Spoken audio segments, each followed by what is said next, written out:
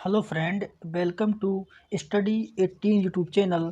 दोस्तों, स्टडी 18 के YouTube channel में आप सभी का स्वागत है। दोस्तों, आज हम इस वीडियो में प्राचीन भारत के इतिहास में आज हम नए धर्मों के उदय के बारे में पढ़ने वाले हैं। दोस्तों, जो भी प्राचीन भारत में नए नए धर्मों का उदय हुआ था, तो आज दोस्तों उनके बारे में इस वीडियो में हम दोस्तों कंप्लीट पढ़ने वाले हैं। मतलब कि जो दोस्तों प्राचीन भारत के इतिहास में जो नए धर्मों का दोस्तों उदय हुआ था, उस टाइम पर दोस्तों जैन धर्म का उदय हुआ था, बौद्ध धर्म का उदय हुआ था, तो उनके बारे में दोस्तों आज हम कंप्लीट इस वीडियो में दोस्तों पढ़ने वाले हैं। और वो जो दोस्तों टाइम था धर्म सुधार आंदोलन, तो आज दोस्तों हम देखेंगे कि आखिर उस टाइम पर जैन धर्म का उदय क्यों हुआ, बौद्ध धर्म का उदय क्यों हुआ। तो आज दोस्तों और इस वीडियो में हम कंप्लीट रूप से देखने वाले हैं। तो दोस्तों आइए आज का वीडियो शुरू करते हैं।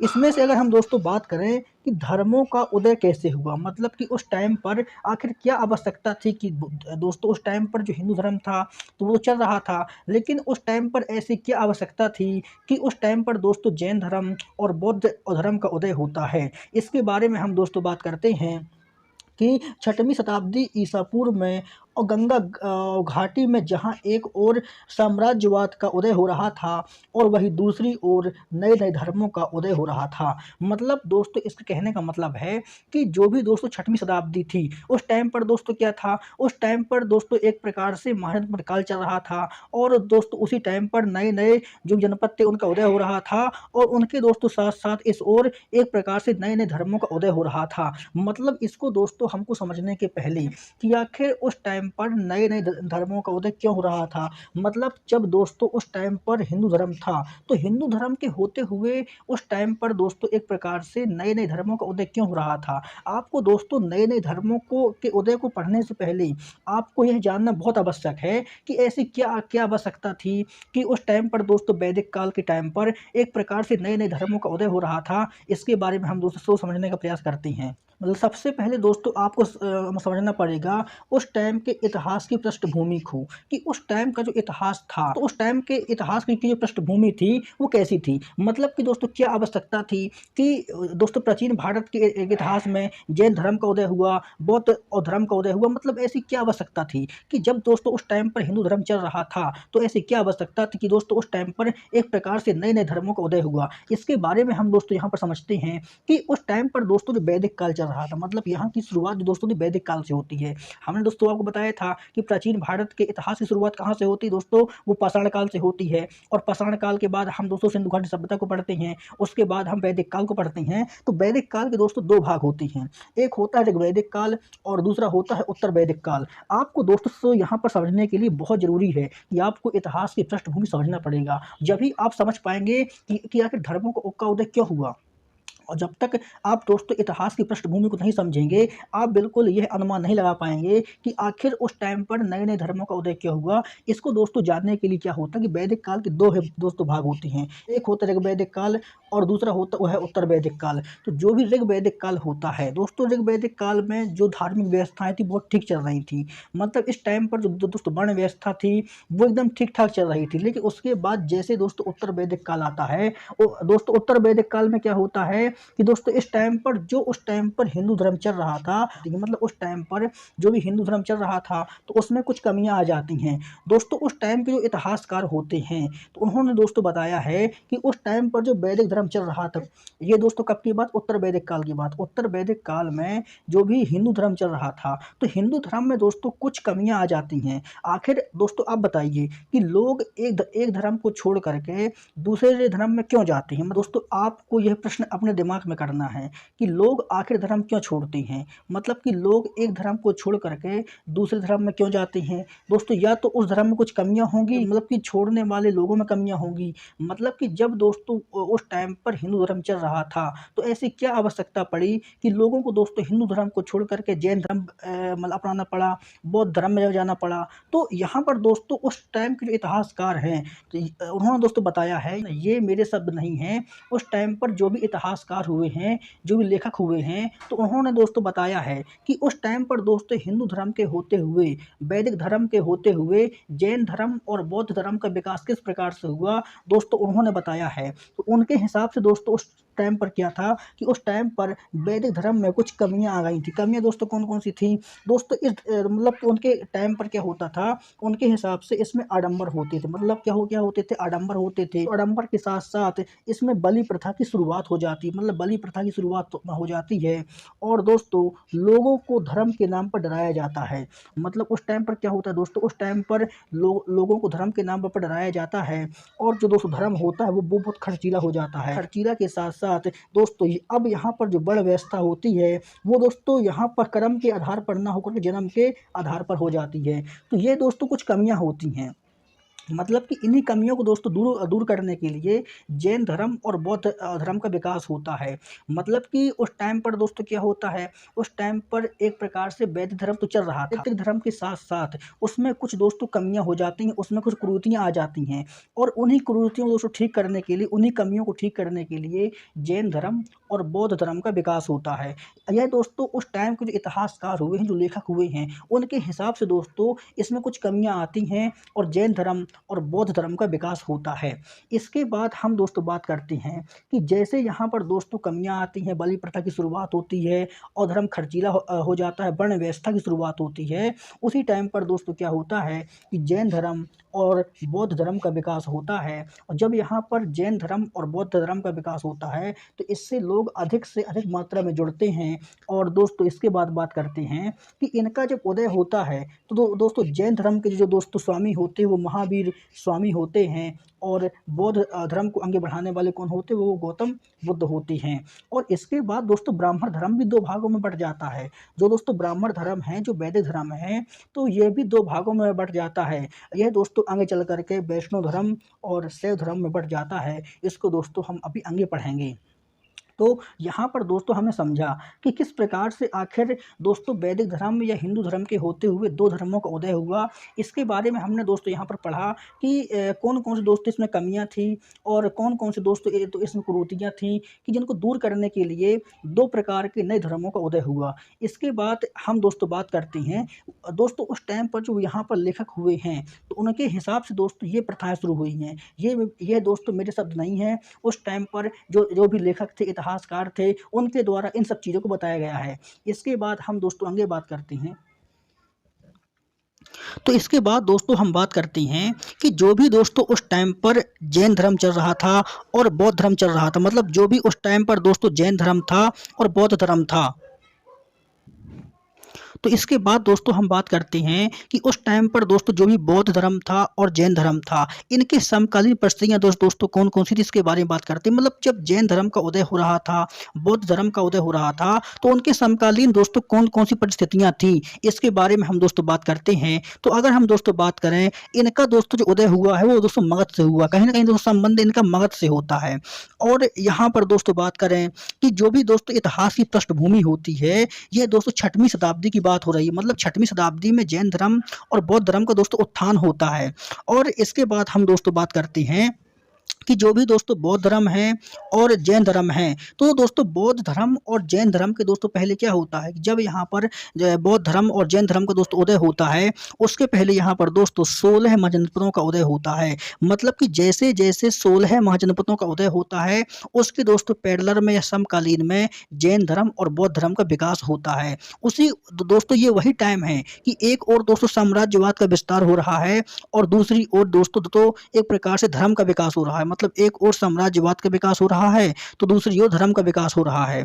इसके बाद हम दोस्तों बात करते हैं कि जो भी यहाँ पर समकालीन परिस्थितियां होती हैं, तो समकालीन परिस्थितियां दोस्तों क्या बनती हैं कि दोस्तों जो भी इस टाइम पर मगध पर हर एक वंश होता है दोस्तों वो पावरफुल होता है। मतलब कि 16 महाजनपदों में जो सबसे पावरफुल महाजनपद क्या होता है, मगध होता है। और मगध पर जो पहला वंश होता है वो हर एक वंश होता है। और दोस्तों हर एक वंश के टाइम पर ही समकालीन परिस्थितियां शुरू हो जाती हैं। मतलब दोस्तों इसी टाइम पर क्या होता है कि एक साइड जैन धर्म का विकास होता है, बौद्ध और धर्म का विकास होता है। उसी टाइम पर दोस्तों जो भी हर एक वंश के राजा होते हैं, चाहे वो दोस्तों बिंबिसार हो, चाहे अजातशत्रु हो, चाहे दोस्तों उदयन हो, तो तो ये समकालीन चलती हैं। मतलब कि दोस्तों आपको एक और गौतम बुद्ध मिल जाएंगे, महावीर स्वामी मिल जाएंगे, दूसरी ओर दोस्तों बिंबिसार मिल जाएंगे, तो हर एक वंश के राजा मिल जाएंगे। मतलब दोस्तों हमें कह सकते हैं कि जब इन धर्मों का विकास हो रहा था तो दूसरी ओर साम्राज्य विस्तार भी चल रहा था। मतलब जो भी जैन धर्म है और बौद्ध धर्म है दोस्तों, ये एक दूसरे के पैरेलल चलते हैं। मतलब एक और यहाँ पर मगध की गद्दी पर दोस्तों साम्राज्यवाद चल रहा है और दूसरी ओर दोस्तों यहाँ पर जैन धर्म और बौद्ध धर्म का विकास हो रहा है। और उसी टाइम पर दोस्तों गौतम बुद्ध का मतलब उसी टाइम पर दोस्तों गौतम बुद्ध भी होते हैं और महावीर स्वामी भी होते हैं। मतलब दोस्तों महावीर स्वामी मतलब पहले आते हैं, गौतम बुद्ध बाद में। लेकिन कहीं ना कहीं दोस्तों क्या होता है कि इनका जो एक प्रकार से समकालीन परिस्थितियां होती हैं वो दोस्तों हर एक वंश के शासकों के समकालीन होती। मतलब जैसे जैसे दोस्तों यहाँ पर मगध का विस्तार हो रहा है और वहाँ पर दोस्तों धार्मिक जो प्रतिक्रियाएं हैं उनका भी विस्तार हो रहा है। तो यहाँ पर दोस्तों बात करते हैं तो यहाँ पर ये एक दूसरे के समकालीन होते हैं। इसके बाद हम दोस्तों बात करते हैं कि वहाँ पर दोस्तों एक प्रकार से जैन धर्म और बौद्ध धर्म का विकास हो रहा है और यहाँ पर दोस्तों मगध में नंद वंश का विकास हो रहा है, मौर्य वंश आएंगे, शुंग आएंगे, कर्ण आएंगे और सातवाहन आएंगे। तो ये दोस्तों एक प्रकार से समकालीन परिस्थितियाँ यहाँ पर चलती हैं। इसके बाद हम दोस्तों बात करते हैं कि उस टाइम पर जो भी जैन धर्म था तो जैन धर्म को दोस्तों ग्रहण करने वाले कौन कौन से शासक थे, इसके बारे में हम दोस्तों बात करते हैं। तो इसके बाद दोस्तों बात करते हैं उस टाइम पर दोस्तों जो जैन धर्म था तो जैन धर्म को ग्रहण करने वाले कौन कौन से शासक थे। आपको दोस्तों ये अंदाजा लग जाएगा कि उस टाइम पर जो जैन धर्म का विकास हुआ था तो जैन धर्म को कौन कौन से शासकों ने ग्रहण किया था, इसके बारे में हम दोस्तों बात करते हैं। तो यहाँ पर दोस्तों राष्ट्रकूट राजा अमोघ वर्ष ने ग्रहण किया था, उदयन ने ग्रहण किया था, चंद्रगुप्त मौर्य ने ग्रहण किया था और कलिंग नरेश खारवेल ने अपनाया था। और यहाँ पर दोस्तों चंदेल शासकों ने भी जो है चंदेल जो शासक थे मध्य प्रदेश के, तो मध्य प्रदेश के चंदेल शासकों ने भी इस धर्म को अपनाया था। और यहाँ पर दोस्तों मध्य प्रदेश में इसी धर्म को लेकर के कई खजुराहो के मंदिरों का निर्माण किया था। तो दोस्तों इसके बाद हम पढ़ते हैं जैन धर्म के बारे में। दोस्तों आज का जो हमारा मेन टॉपिक दोस्तों जैन धर्म है, लेकिन हमने दोस्तों आपको जैन धर्म को पढ़ने के पहले जो उस समय के दोस्तों धार्मिक प्रतिक्रियाएं थी दोस्तों, जो धार्मिक एक प्रकार से समकालीन परिस्थितियां चल रही थी उसके बारे में दोस्तों आपकी पृष्ठभूमि हमने तैयार कर दिया है। अगर दोस्तों आपको जैन धर्म और बौद्ध धर्म को पढ़ना है तो आपको दोस्तों यह मालूम होना चाहिए कि उस टाइम पर कौन कौन सी समकालीन परिस्थितियां चल रही थी। समकालीन का दोस्तों मतलब क्या होता है, जैसे आप दोस्तों हैं, जैसे मैं हूं, आप हैं, तो हम लोग दोस्तों मोदी जी के समकालीन हैं। मतलब कि यहाँ पर हम भी हैं और वहाँ पर दोस्तों मोदी जी भी हैं। ये तो समकालीन होता है। मतलब समकालीन का दोस्तों मतलब ये होता है कि जो भी चीज़ें एक दूसरे के दोस्तों समानांतर चलती हैं उसको समकालीन बोलती हैं। इसके बाद हम दोस्तों बात करते हैं जैन धर्म के बारे में। तो इसके बाद हम दोस्तों बात करते हैं जैन धर्म के बारे में कि आखिर दोस्तों जैन धर्म का विकास कैसे हुआ, जैन धर्म का उदय कैसे हुआ, जैन धर्म का विकास कैसे हुआ, जैन धर्म में दोस्तों कौन कौन सी विशेषताएं थी, इसके बारे में हम दोस्तों बात करते हैं। तो यहाँ पर दोस्तों बात करें अगर जैन धर्म की तो जैन धर्म को और संगठित और विकसित करने का श्रेय महावीर स्वामी को दिया जाता है। लेकिन दोस्तों महावीर स्वामी इस धर्म के संस्थापक नहीं थे। और अगर हम दोस्तों बात करें महावीर स्वामी ने जैन धर्म का दोस्तों विकास किया है, संगठित किया है और जैन धर्म को आगे बढ़ाने का काम महावीर स्वामी ने किया है, लेकिन महावीर स्वामी इस धर्म के संस्थापक नहीं थे। तो दोस्तों इस जो धर्म होता है जैन धर्म, तो जैन धर्म की स्थापना दोस्तों प्रथम यहाँ पर तीर्थंकर जो ऋषभदेव होते हैं, प्रथम तीर्थंकर जो ऋषभदेव होते हैं, तो ऋषभदेव ने दोस्तों यहाँ पर जैन धर्म की स्थापना किया था। और दोस्तों जैन धर्म में कुल 24 तीर्थंकर होते हैं। और यहाँ पर अगर हम दोस्तों बात करें जैन धर्म की तो जो भी दोस्तों जैन धर्म होता है तो जैन धर्म की दोस्तों स्थापना जो होती है दोस्तों 24 तीर्थंकर मिलकर करते हैं। मतलब कि जैन धर्म की स्थापना में दोस्तों क्या होता है कि जैन धर्म में कुल 24 तीर्थंकर होते हैं। और इनके बारे में अगर हम दोस्तों बात करें कि हमको दोस्तों यहाँ पर 24 के बारे में नहीं पढ़ना है। जो भी जैन धर्म में 24 तीर्थंकर हुए हैं तो हमको दोस्तों 24 के बारे में नहीं पढ़ना है। यहाँ पर दोस्तों हमको पहले तीर्थंकर के बारे में पढ़ना है और 23वें तीर्थंकर के बारे में पढ़ना है और 24वें तीर्थंकर के बारे में पढ़ना है। मतलब 1, 23 और 24 इन्हीं के बारे में दोस्तों पढ़ना है। हमको यहाँ पर 24 के बारे में नहीं पढ़ना है, केवल 3 के बारे में पढ़ना है जहाँ से एग्जाम में क्वेश्चन बनते हैं। इसके बाद हम दोस्तों यहाँ पर बात करते हैं जो भी प्रथम तीर्थंकर थे तो इनकी दोस्तों स्थापना जो किया था वो दोस्तों पहले तीर्थंकर कौन थे, उनका नाम है ऋषभदेव। तो ऋषभदेव पहले तीर्थंकर थे जिन्होंने जैन धर्म की स्थापना किया है। उसके बाद दोस्तों जो 23वें तीर्थंकर होते हैं उनका नाम होता है पार्श्वनाथ। तो अगर हम हम दोस्तों पार्श्वनाथ की बात करें तो ये काशी के दोस्तों इक्ष्वाकु वंश के राजा और अश्वसेन के पुत्र होते हैं। और यह दोस्तों 30 वर्ष की अवस्था में ही ये दोस्तों जैन धर्म को ग्रहण कर लेते हैं और एक प्रकार से सन्यासी बन जाते हैं। तो यहाँ पर दोस्तों अब मतलब पार्श्वनाथ की अगर बात करें तो पार्श्वनाथ दोस्तों जैन धर्म के 23वें तीर्थंकर होते हैं और ये काशी के इक्ष्वाकु वंशी राजा अश्वसेन के पुत्र होते हैं। और इन्होंने दोस्तों 30 वर्ष की अवस्था में ही जैन धर्म को दोस्तों ग्रहण कर लिया था और एक प्रकार से सन्यासी बन जाते हैं। इनकी जो दोस्तों शिक्षाएं होती हैं, मतलब पार्श्वनाथ की शिक्षाओं की बात करें तो इनकी जो दोस्तों शिक्षाएं होती हैं वो क्या होती हैं, वो दोस्तों होती हिंसा ना करना और सत्य बोलना, चोरी ना करना और संपत्ति और न रखना। तो ये दोस्तों जैन धर्म की शिक्षाएं होती हैं। मतलब जैन धर्म में दोस्तों बहुत ही कड़ा धर्म है। जैन धर्म में दोस्तों आपको बहुत ही कड़े नियमों का पालन करना पड़ता है। इसमें दोस्तों ये हिंसा ना करना, चोरी ना करना, सत्य बोलना, संपत्ति न रखना, तो ये दोस्तों जैन धर्म की मुख्य विशेषताएं होती हैं। इसके बाद दोस्तों हमने यहाँ पर पार्श्वनाथ के बारे में पढ़ लिया है। इसके बाद हम दोस्तों पढ़ते हैं जो भी दोस्तों जैन धर्म के 24वें तीर्थंकर होते हैं, उनका नाम क्या होता है, उनका नाम होता है महावीर स्वामी। तो हम दोस्तों महावीर स्वामी के बारे में पढ़ेंगे। दोस्तों महावीर स्वामी से और एग्जाम में दोस्तों बहुत अधिक मात्रा में क्वेश्चन आते हैं, तो इसीलिए हम दोस्तों यहाँ पर महावीर स्वामी के बारे में पढ़ते हैं। तो अगर हम दोस्तों महावीर स्वामी की बात करें तो इनका जो होता है वो 540 ईसा पूर्व में होता है, कुंडल ग्राम में होता है। और इनके पिता का नाम सिद्धार्थ होता है और इनकी माता का नाम त्रिशला होता है। दोस्तों इनकी जो माता होती है ना वो दोस्तों यहाँ पर चेटक की बहन होती हैं। और इनके बचपन का नाम वर्धमान होता है। दोस्तों इनके बचपन का नाम क्या होता है, तो इनके बचपन का नाम वर्धमान होता है। और इनके बारे में अगर हम दोस्तों बात करें तो इनका जो दोस्तों विवाह होता है, महावीर स्वामी का जो विवाह होता है, इनकी पत्नी का नाम यशोदा होता है। मतलब कि दोस्तों इनकी जो पुत्री होती है तो इनकी पुत्री का नाम दोस्तों अनुज्या या प्रियदर्शनी होता है। तो दोस्तों यहाँ पर महावीर स्वामी का बायोडाटा है कि इनके पिता का नाम क्या था, माता का नाम क्या था, बचपन का नाम क्या था, विवाह किससे हुआ था, पुत्री कौन थी। तो यहाँ पर दोस्तों हमने बेसिक रूप से महावीर स्वामी के बारे में तो यहाँ पर दोस्तों अगर हम बात करें महावीर स्वामी की कि महावीर स्वामी ने किस प्रकार से दोस्तों जैन धर्म का विकास किया, किस प्रकार से दोस्तों ये जैन धर्म को अपनाया और कौन कौन से दोस्त देश दिए, महावीर स्वामी का जीवन किस प्रकार क्या था, दोस्तों इन्होंने कौन कौन से अपने जीवन में संघर्षों को ग्रहण किया है, इसके बारे में हम दोस्तों यहाँ पर जानने का प्रयास करते हैं। तो अगर दोस्तों हम बात करें तो महावीर स्वामी ने दोस्तों 12 वर्ष की कठिन तपस्या किया था। मतलब कि दोस्तों महावीर स्वामी ने जो है जैन धर्म को दोस्तों ग्रहण करने के लिए 12 वर्ष की कठिन तपस्या किया था। उसके बाद दोस्तों मतलब यहाँ पर दोस्तों जाम्भिक ग्राम में, कहाँ पर तो यहाँ पर दोस्तों जाम्भिक ग्राम में और ऋजुपाल का नदी के तट पर साल वृक्ष के नीचे इनको दोस्तों संपूर्ण ज्ञान की प्राप्ति होती है। तो दोस्तों महावीर को संपूर्ण ज्ञान की प्राप्ति कहाँ पर होती है, दोस्तों महावीर को संपूर्ण ज्ञान की प्राप्ति होती है वो दोस्तों यहाँ पर ऋजुपाल का नदी के मतलब कि वहाँ पर नदी कौन सी होती है, तो वहाँ पर नदी ऋजुपाल का होती है और साल वृक्ष के नीचे संपूर्ण ज्ञान की प्राप्ति होती है।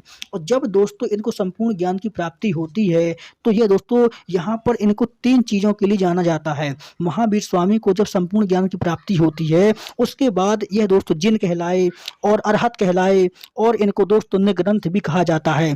तो दोस्तों जिन का मतलब होता है विजेता। ये दोस्तों संपूर्ण ज्ञान की प्राप्ति के बाद दोस्तों विजेता बन जाती है। मतलब यहाँ पर जिन का मतलब क्या होता है, यहाँ पर दोस्तों यहाँ जिन का मतलब विजेता होता है और अरहत का मतलब पूज्य होता है और दोस्तों निर्ग्रंथ का मतलब बंधनहीन होता है। तो महावीर स्वामी दोस्तों संपूर्ण ज्ञान को प्राप्त करने के बाद जिन कहलाए, निर्ग्रंथ कहलाए और अरहत कहलाए। मतलब कि ये दोस्त विजेता कहलाए, पूज्य कहलाए और बंधनहीन कहलाए। दोस्तों अब ये दोस्तों महावीर स्वामी बन चुके हैं। इसके बाद हम दोस्तों बात करते हैं इनके उपदेशों की। इन्होंने दोस्तों उपदेश अपने कहाँ कहाँ पर दिए, कौन सी भाषा में दिए, इसके बारे में हम दोस्तों बात करते हैं। इसके बाद दोस्तों हम अगर उपदेशों की बात करें, इनके जो उपदेश हैं दोस्तों वो प्राकृतिक भाषा में दिए थे। मतलब कि महावीर स्वामी ने उपदेश प्राकृतिक भाषा में दिए। इनके जो अनुयायी होते हैं उनको दोस्तों निग्रंथ कहा जाता है। और इनके जो पहले अनुयायी थे इनके दोस्तों 2 दामाद जामिल होते हैं। महावीर स्वामी के पहले जो अनुयायी थे जिन्होंने सबसे पहले जैन धर्म को ग्रहण किया, दोस्तों इनके जो दामाद होते हैं वो जामिल होती हैं। इनके दामाद जामिल दोस्तों क्या है, इनके पहले अनुयायी होते हैं। और अगर हम दोस्तों पहली जैन महिला के बारे में बात करें कि पहली जैन महिला अनुयायी कौन होती है, तो चंपा होती। कौन होती है, पहली जैन महिला अनुयायी चंपा होती है, जो यह पहली महिला जैन अनुयायी होती है। इसके बाद हम दोस्तों बात करते हैं कि इन्होंने निर्माण प्राप्त कैसे किया। इन्होंने दोस्तों निर्माण प्राप्त कैसे किया, तो दोस्तों 72 वर्ष की अवस्था में पावापुरी में इन्होंने निर्माण को प्राप्त किया। तो महावीर स्वामी की दोस्तों मृत्यु कब होती है? इनको दोस्तों निर्माण प्राप्त करना बोलते हैं, इनको मृत्यु नहीं बोलते, निर्माण प्राप्त करना बोलते हैं। तो इन्होंने दोस्तों 72 वर्ष की अवस्था में पावापुरी नामक स्थान में वहाँ पर दोस्तों इन्होंने निर्माण को प्राप्त किया। इसके बाद हम दोस्तों बात करते हैं महावीर स्वामी की, कि महावीर स्वामी के टाइम पर दोस्तों वो कौन कौन से राजा थे कि जिन्होंने जैन धर्म को अपनाया था। दोस्तों महावीर के समकालीन और उस टाइम पर दोस्तों जो वैशाली के राजा चेटक थे, तो इन्होंने जैन धर्म को अपना लिया था। मतलब अवंती के राजा चंद्रप्रद्योत थे कि जिन्होंने जैन धर्म को अपना लिया था। और दोस्तों हर्यक वंश के राजा बिंबिसार ने भी जैन धर्म को अपना लिया था। तो दोस्तों ये वो राजा होते हैं जिन्होंने महावीर स्वामी के टाइम पर जैन धर्म को अपना लिया। दोस्तों महावीर स्वामी का संबंध दोस्तों एक राजकुल से था।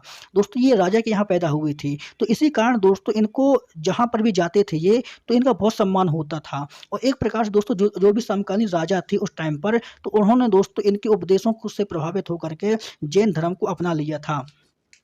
इसके बाद दोस्तों तो क्या होता है, इसके बाद हम बात करते हैं, तो इसके बारे में हम दोस्तों आगे बात करते हैं कि आगे चल करके दोस्तों क्या होता है कि आगे चलकर महावीर स्वामी की मृत्यु तक दोस्तों जैन जो अनुयायी होते वो 14,000 तक पहुंच जाते हैं। और जब दोस्तों महावीर स्वामी का अंतिम समय होता है, तो उस टाइम पर जो जैन अनुयायी होते हैं वो 14,000 तक पहुँच जाते हैं। और बाद में दोस्तों यहाँ पर सुधर्मन कौन होता है? तो सुधर्मन नामक जो व्यक्ति होता है ये दोस्तों जैनों का प्रधान बन जाता है। और इसके बारे में हम दोस्तों बात करें कि इसके बाद दोस्तों क्या होता है, इसके बाद दोस्तों जैन धर्म जो होता है ना 2 भागों में बंट जाता है। तो आगे चल करके दोस्तों मौर्य वंश के शासक चंद्रगुप्त मौर्य के टाइम पर, कब? तो आगे चल करके मौर्य वंश के शासक चंद्रगुप्त मौर्य के टाइम पर जैन धर्म दोस्तों 2 भागों में बंट जाता है। दोस्तों जो चंद्रगुप्त मौर्य था ना, इसने भी जैन धर्म को ग्रहण किया था। तो इसी के टाइम पर दोस्तों क्या होता है कि इसी के टाइम पर जो जैन धर्म होता है वो 2 भागों में बढ़ जाता है। दोस्तों यहाँ पर दिगंबर और श्वेतांबर जो होते हैं, तो उनके मतलब कि दिगंबर और श्वेतांबर में जैन धर्म बढ़ जाता है। जो दोस्तों दिगंबर होते हैं उनके जो दोस्तों यहाँ पर एक प्रकार से अनुयायी भद्रबाहु होते हैं, और जो श्वेतांबर होते हैं उनके दोस्तों जो अनुयायी होते हैं वो स्थूलभद्र होते हैं। इसके बाद दोस्तों हम आगे बात करते हैं, तो इसके बाद हम दोस्तों बात करते हैं कि मौर्य वंश के शासक चंद्रगुप्त मौर्य के टाइम पर जो दोस्तों जैन धर्म होता है वो 2 भागों में बढ़ जाता है। तो अब दोस्तों यहाँ पर दिगंबर और श्वेतांबर में जैन धर्म बढ़ जाता है। जो दोस्तों दिगंबर के अनुयायी होते हैं उनका नाम भद्रबाहु होता है, और जो श्वेतांबर के अनुयायी होते हैं उनका नाम स्थूलभद्र होता है। और जो यहाँ पर दोस्तों दिगंबर होते हैं वो दोस्तों नग्न अवस्था में रहते हैं, निर्वस्त्र रहते हैं, कपड़े नहीं पहनते हैं।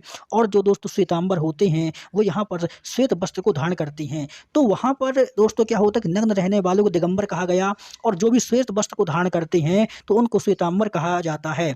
इसके बाद हमने यहाँ पर दोस्तों जैन धर्म क्या होता है, अब यहाँ पर जैन धर्म 2 भागों में बढ़ गया है। इसके बाद हम दोस्तों बात करते हैं उस टाइम पर कौन कौन सी जैन संगतियाँ हुई हैं। दोस्तों उस टाइम पर जैन संगतियाँ भी होती हैं, तो उस टाइम पर दोस्तों जो जैन संगतियाँ हुई हैं उसके बारे में हम दोस्तों बात करते हैं। तो अभी तक दोस्तों जैसे बौद्ध धर्म में 4 जैन संगतियाँ हुई हैं, वैसे दोस्तों जैन धर्म में यहाँ पर 2 संगतियाँ हुई हैं। जो भी दोस्तों पहली जैन संगति थी तो वह दोस्तों 300 ईसा पूर्व में होती है, और ये पाटलिपुत्र में होती है, और इसके जो अध्यक्ष होते हैं वो स्थूलभद्र होते हैं। और वहीं अगर दोस्तों बात करें जो दूसरी जैन संगति होती है वो 512 ईसा पूर्व में होती है, और ये बल्लभी गुजरात में होती है। इसके जो अध्यक्ष होते हैं वो दोस्तों क्षमा श्रवण होते हैं।